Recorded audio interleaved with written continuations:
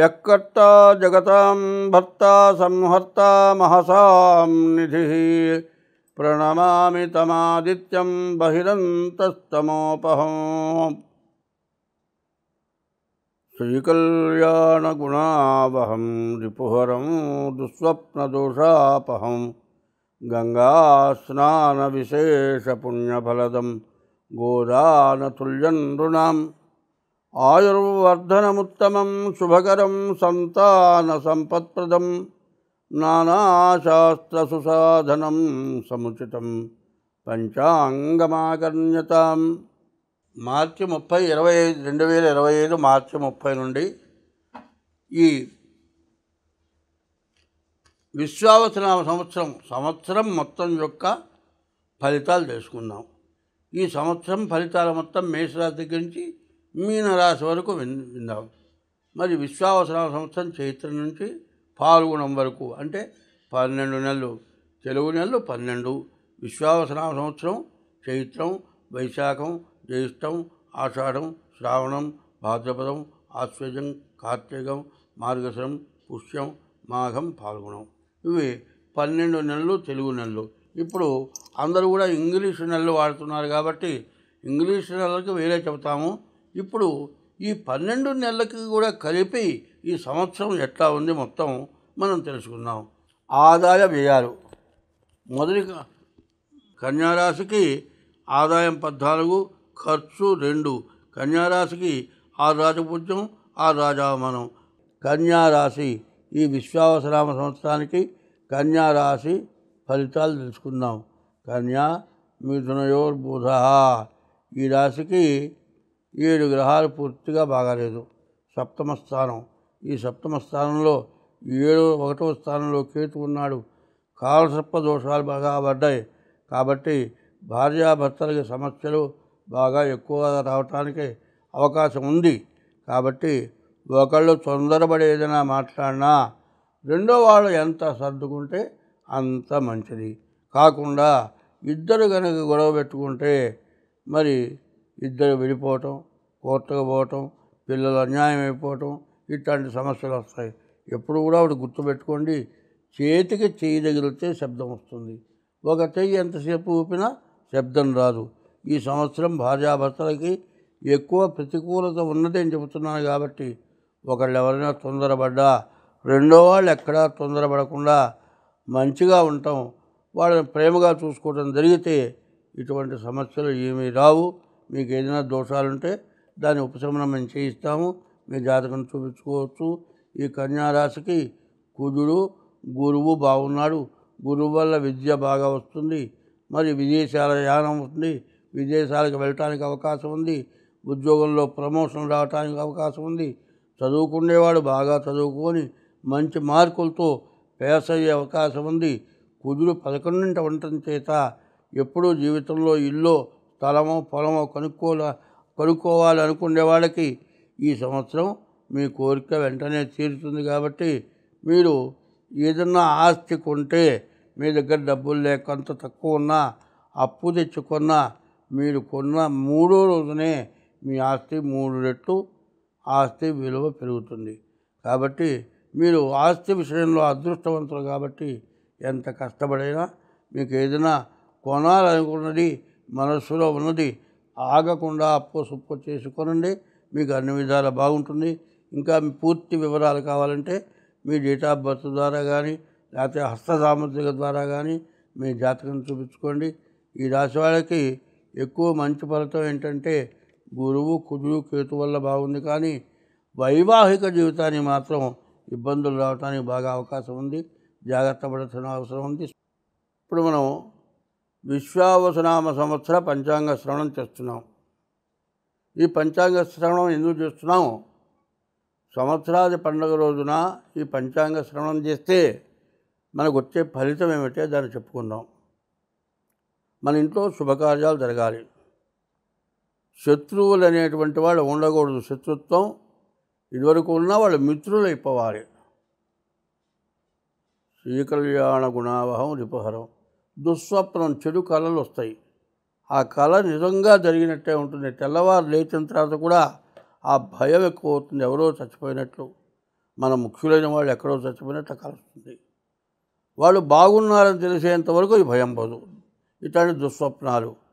మరి పంచాంగ శ్రవణం చేయాలంటే మనం ఇంట్లో శుభం కలగాలి, శత్రువులు లేకుండా ఉండాలి, శత్రుత్వం మనకు రాకుండా ఉండాలి.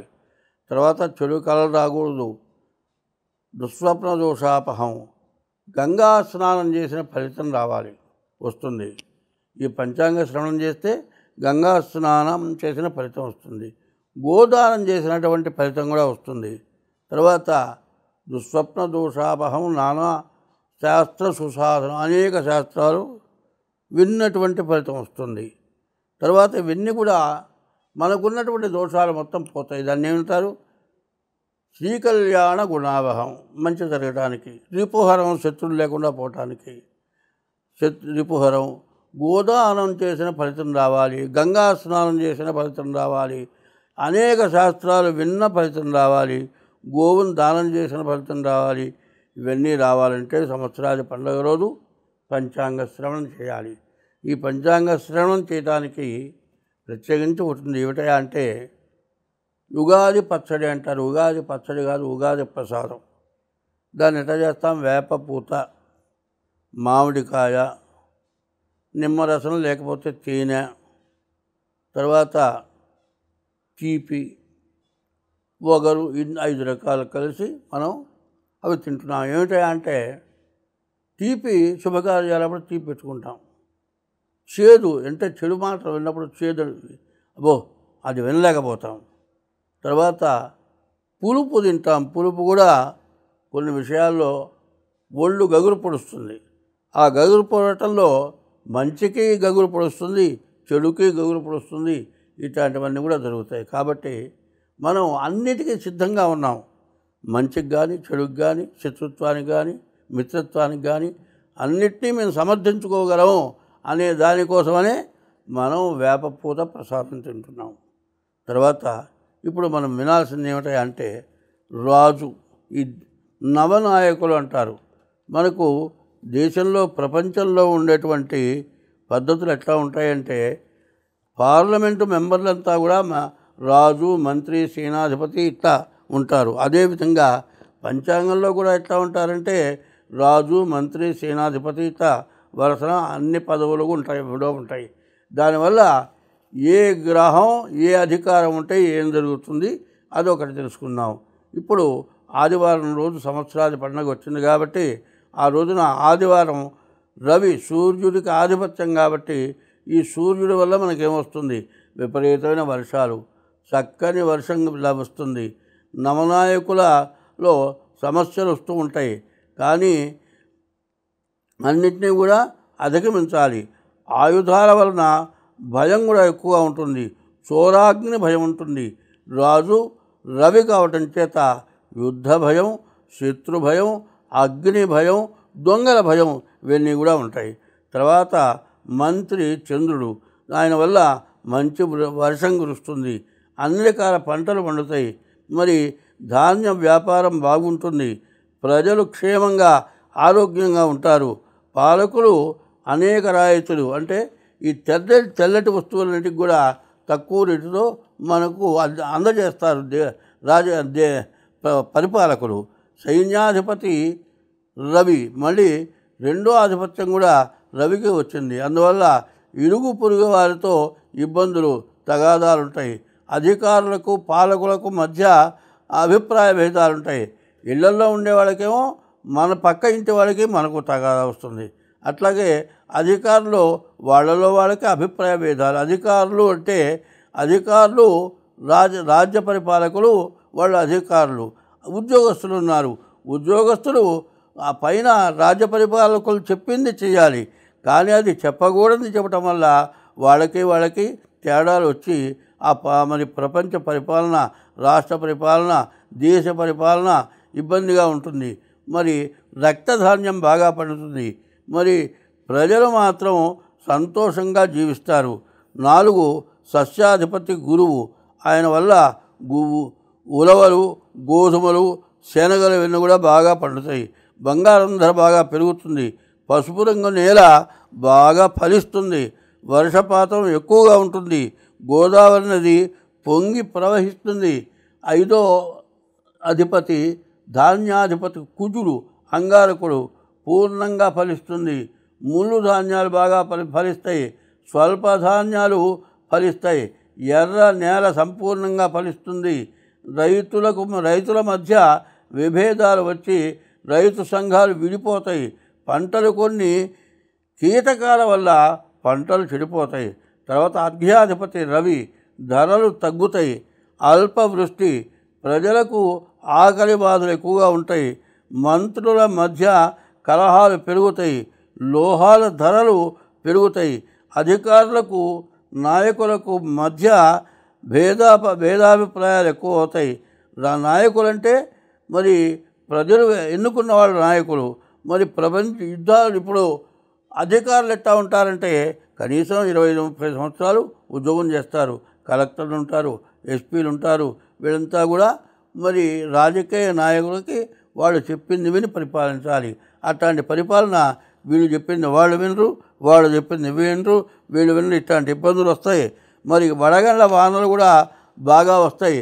మేఘాధిపతి రవి 3వ స్థానం కూడా రవికి వచ్చింది. ప్రజల్లో భయాలు ఎక్కువగా ఉంటాయి. అనేక సంఘటనలు కలుగుతాయి. ఖండాలుగా రకరకాలుగా వర్షాలు కురుస్తాయి. పంటలు బాగా పండినప్పటికీ క్రిమికీటకాల వల్ల హెచ్చు ఎర్ర వల్ల బాగా పంటల నష్టం జరుగుతుంది. ఎర్రని భూములు ధాన్యం బాగా ఫలిస్తుంది. రసాధిపతి శని నెయ్యి, నూనె, బెల్లము, తేనె మొదలగు రసజాతుల ధరలు ఉండవు. చెరుకు పంట దిగుబడి లేక రైతులు విపరీతంగా నష్టపోతారు. అకాల వర్షాలు. నీరసాధిపతి బుధుడు మరకతాలు వివిధ ధాన్యాలకు ధరలు విపరీతంగా పెరుగుతాయి. గాలులతో కూడిన వర్షాలు, తుఫానులు బాగా ఎక్కువగా వస్తాయి. ఈ 9 రాజులు 9 మందికి ఇట్లాంటి అధికారాలు వచ్చినాయి. రవికి మొత్తం 4 ఆధిపత్యాలు వచ్చినాయి. చంద్రుడికి 1 ఆధిపత్యం వచ్చింది. కుజుడికి 1 ఆధిపత్యం వచ్చింది. బుధుడికి 1 ఆధిపత్యం వచ్చింది.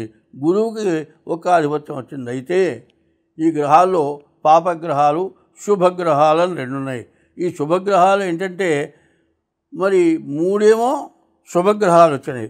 9 3 వస్తే 6 పాపగ్రహాలు వచ్చినాయి. ఈ 6 పాపగ్రహాల అధికారాలు ఎక్కువ రావటం చేత ప్రపంచంలో కానీ, రాష్ట్రంలో కానీ, కేంద్రంలో కానీ మరి దుర్మార్గులకే ఆధిపత్యాలు వస్తాయి. ఈ దుర్మార్గులు ఆధిపత్యాల వల్ల ఏంటి? స్వలాభం. వాళ్ళ సొంత లాభం చూసుకుంటారు. ప్రజల రక్షణ చూడరు. దానివల్ల చాలా కష్టాలు, నష్టాలు వస్తుంది.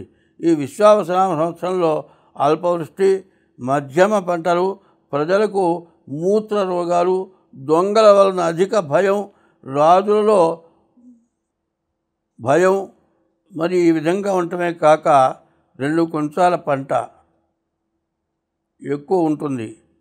మరి కరువు కాటకాలు బాగా ఎక్కువగా ఉంటాయి. అయితే ఈ సంవత్సరం మూఢమి 11/6/2025 నుండి 12/7/2025 వరకు గురుమౌఢ్యమి. ఇది 1 నెల రోజులు ఉంటుంది. తర్వాత శుక్రమౌఢ్యమి 28/11/2025 నుండి 14/2/2025 వరకు 25 వరకు శుక్రమౌఢ్యమి. ఇది 3 నెలలు మూఢమి. ఈ 3 నెలలు కూడా అంటే మార్గశిర మాసం నుంచి మాఘమాసం వరకు శుభకార్యాలు, వివాహాది శుభకార్యాలు చేయటానికి పనికిరాదు. మరి ఈ సంవత్సరం 7వ నెల 7వ తారీఖు 9వ నెల 25వ సంవత్సరం భాద్రపద బహుళ విధియ రోజున చంద్రగ్రహణం.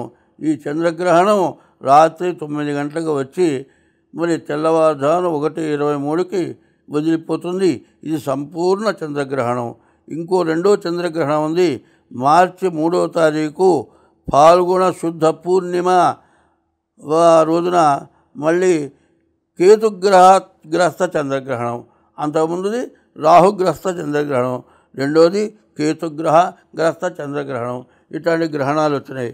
అయితే ఇప్పుడు మనం సంవత్సర ఫలితాలు చెప్పుకోబోయే ముందు ముఖ్యమైన విషయాలు చెప్పుకుందాం. ఏమిటంటే ఈ గ్రహాలు పాపగ్రహాలు, శుభగ్రహాలు. అందులో పాపగ్రహాల బలం ఎక్కువగా ఉండటం చేత, శుభగ్రహాల బలం ఎక్కువగా ఉండటం చేత పరిపాలకుల్ని ఎవరిని విమర్శించటం లేదు, పరిపాలకుల తప్పు అనటం లేదు. ప్రజల్లో కూడా భార్యాభర్త, తండ్రి కొడుకు, తల్లి కూతురు ఇట్లా చదువుకుండే ఉపాధ్యాయుల దగ్గర, పిల్లల దగ్గర రకరకాలైన సమస్యలు వస్తాయి. ఈ సమస్యలు వాళ్ళు కావాలని చేస్తున్నారని మాత్రం నేను చెప్పటం లేదు, అది మాత్రం గుర్తుంచుకోవాలి. రాజుల వల్ల అంటే దేశ పరిపాలకులు కానీ, ఉద్యోగస్తుల వల్ల కానీ వాళ్ళు కావాలని చేస్తున్నారు, వాళ్ళది తప్పు అని నేను చెప్పటంలా. మనకు బుద్ధి ఎట్లా పుడుతుంది అంటే మరి చెడు గ్రహాల పరిపాలన ఉండటం వల్ల మనకు అటువంటి బుద్ధి పుడుతుంది. కాబట్టి ప్రజల్లో కానీ, ఉద్యోగస్తుల్లో కానీ, రాజ్య పరిపాలకుల్లో కానీ, దేశ పరిపాలకుల్లో కానీ ఇట్లాంటి సమస్యలు బాగా రావటం, యుద్ధాలు బాగా జరగటం, మనకంటే పైన ఇంకొకడు బాగా పైకి రాకూడదు. వాడు ఎట్లా పైకి వస్తాడు వాడిని అణగదొక్కుతాం. మనం పైకి రాలేకపోయినా అవతల వాడిని అణగదొక్కాలి. అంటే కొంతమంది చిన్న చిన్న వాళ్ళంతా కలిసి ఏకమై వీళ్ళంతా కలిసి పెద్దవాడిని పడగొట్టడం కోసమని యుద్ధాలు చేసి దేశాన్ని నాశనం చేసుకోవటం జరగబోతోంది అని మాత్రం చెబుతున్నా. ఎందుకంటే ఎప్పుడు కూడా ఏం చేయాలంటే మనకంటే తక్కువ వాడిని చూసి మనం బాగున్నామని తృప్తి పడితే మన దురాశకు పోము. అట్లాగే మనకంటే ఎక్కువ వాళ్ళని చూసి వాళ్ళలాగా మనం ఎట్లా అవుతామో, వాళ్ళలాగా మనం ఎట్లా సంపాదిస్తామో అనుకునేటట్లయితే ఎవరినోని ముంచాలి, పాపం చేయాలి. అటువంటి పాప పుణ్యాల కోసమని ఇబ్బందులు పడతారు. కాబట్టి ఆ విషయం చెబుతున్నా. ఎప్పుడు కూడా స్వర్గం, ఆనందం ఎట్లా ఉంటాయంటే పుణ్యఫలం వల్ల స్వర్గం, ఆనందం వస్తుంది. పాపఫలం ఎందుకు వస్తుంది అంటే మనం చేసే చెడు పనుల వల్ల, పాపం వల్ల కష్టం వస్తుంది, పాపం వల్ల కష్టం వస్తుంది. పుణ్యం వల్ల, పుణ్యం అంటే సత్కార్యాలు, దేవతా కార్యాలు, 10 మందికి మేలు చేయటం, దానివల్ల పుణ్యం వస్తుంది. పుణ్యం వల్ల ఆనందం, స్వర్గం వస్తుంది. పాప పనులు చేయడం వల్ల మనకేమవుతుంది, కష్టాలు కలుగుతాయి. పాపం వల్ల యమలోకానికి పోతామని ధర్మశాస్త్రాలు చెప్పున్నాయి.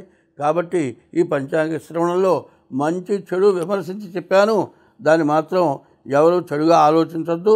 దాన్ని బాగుండాలనుకుంటే ఎటువంటి సమస్యలోనైనా సరే కాస్త ఓర్పు వహిస్తే ఎటువంటి ఇబ్బంది రాదు. ఇప్పుడు కందాయ ఫలాలు చెప్పుకుందాం. అశ్విని నక్షత్రానికి 7 సంఖ్య వచ్చింది, మధ్య శూన్యం వచ్చింది. ఎందుకంటే 3 కందాయాలు.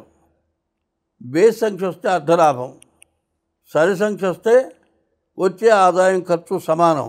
0 వస్తే ఆది శూన్యం, మొదటి కందాయంలో 0 వస్తే వ్యాధి, మధ్య శూన్యం వస్తే, మధ్యలో 0 వస్తే మనోవ్యధ, అంత్య శూన్యం, చివరి శూన్యం వస్తే ఎంత కష్టపడ్డా మిగిలేది చాలా తక్కువ.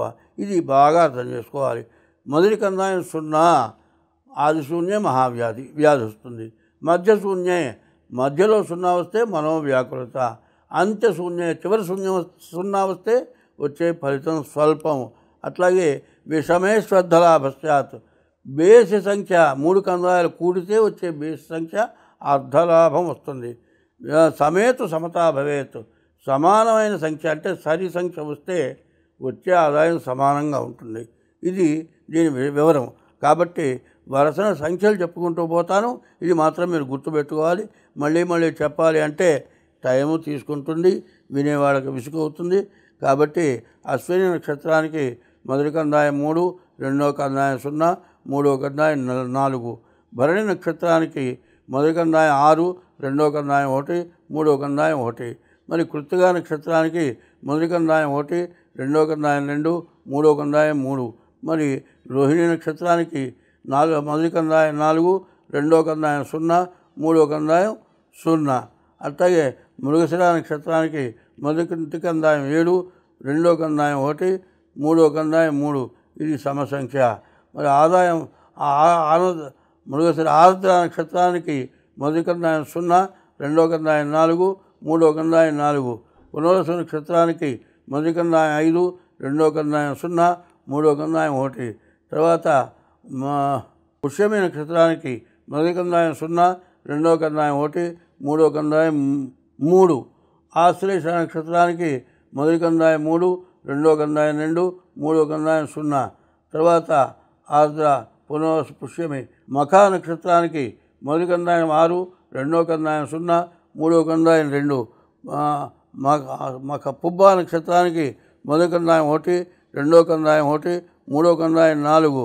ఉత్తరా నక్షత్రానికి మొదటి కందాయం 4, రెండో కందాయం 2, మూడో కందాయం 1. హస్త నక్షత్రానికి మొదటి కందాయం 7, రెండో కందాయం 0, మూడో కందాయం 3. చిత్తా నక్షత్రానికి మొదటి కందాయం 2, రెండో కందాయం 1, మూడో కందాయం 0. స్వాతి నక్షత్రానికి మొదటి కందాయం 5, రెండో కందాయం 2, రెండో కందాయం 2. మరి విశాఖ నక్షత్రానికి మొదటి కందాయం 0, రెండో కందాయం 0, మూడో కందాయం 4. ఆశ్లేష నక్షత్రానికి మొదటి కందాయం 3, రెండో కందాయం 1, మూడో కందాయం 1.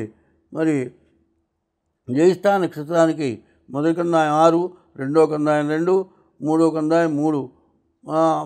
మూల నక్షత్రానికి మొదటి కందాయం 0, రెండో కందాయం 0, మొదటి కందాయం 1. మూల నక్షత్రానికి రెండో కందాయం 0, మూడో కందాయం 0. పూర్వాషాఢ నక్షత్రానికి మొదటి కందాయం 4, రెండో కందాయం 1, మూడో కందాయం 2. పూర్వాషాఢ నక్షత్రం మొదటి కందాయం 4, రెండో కందాయం 1, మూడో కందాయం 2. ఉత్తరాషాఢ నక్షత్రం మొదటి కందాయం 7, రెండో కందాయం 2, మూడో కందాయం 4. శ్రవణ నక్షత్రానికి మొదటి కందాయం 2, రెండో కందాయం 0, మూడో కందాయం 1. మరి ధనిష్ఠ నక్షత్రానికి మొదటి కందాయం 5, రెండో కందాయం 1, మూడో కందాయం 3. శతభిష నక్షత్రానికి మొదటి కందాయం 0, రెండో కందాయం 2, మూడో కందాయం 0. పూర్వాభాద్ర నక్షత్రానికి మొదటి కందాయం 3, రెండో కందాయం 0, మూడో కందాయం 2. ఉత్తరాభాద్ర నక్షత్రానికి మొదటి కందాయం 6, రెండో కందాయం 1, మూడో కందాయం 4. రేవతి నక్షత్రం మొదటి కందాయం 1, రెండో కందాయం 2, మూడో కందాయం 1. ఇప్పుడు ఇవన్నీ కూడా ప్రతిదానికి విడివిడిగా చెప్పకుండా అన్నిటికీ కలిపి చెప్పాల్సి వస్తుంది. మరి సరి సంఖ్య వస్తేనేమో వచ్చే ఆదాయం ఖర్చు సమానం. బేసి సంఖ్య వస్తే అర్ధలాభం, సగమే లాభం, మిగతాది మొత్తం నష్టమైపోతుంది. మొదటి కందాయం 0 అయితే వ్యాధి, రెండో కందాయం 0 వస్తే మనోవ్యాధి, మూడో కందాయం 0 వస్తే వచ్చే ఫలితం స్వల్పం. ఇది అర్థం చేసుకోండి. ఈ సంఖ్యను బట్టి కూడికేసుకోవటం, 0 ఎక్కడ 0 వచ్చింది అది చూసుకోవాలి. స్వస్తి.